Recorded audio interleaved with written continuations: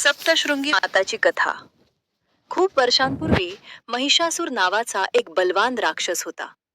त्याने कठोर तप करून देवांकडून वरदान मिळवलं होतं. त्यामुळे तो खूप शक्तिशाली झाला आणि अहंकाराने भरला. तो देव देवतांना आणि पृथ्वीवरील लोकांना खूप त्रास देऊ लागला. देवांना त्याचा सामना करता येईना म्हणून त्यांनी आदिशक्तीची प्रार्थना केली.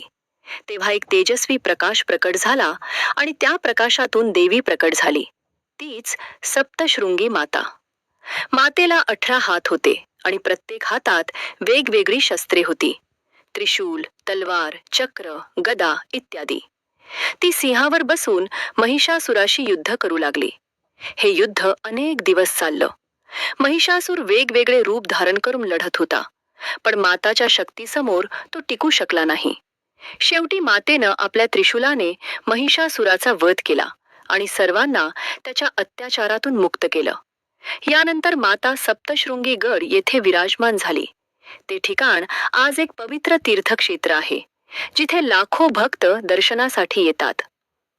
कथेचा संदेश: श्रद्धा, धैर्य आणि विश्वास असेल तर वाईटावर नेहमीच चांगल्याचा विजय होतो.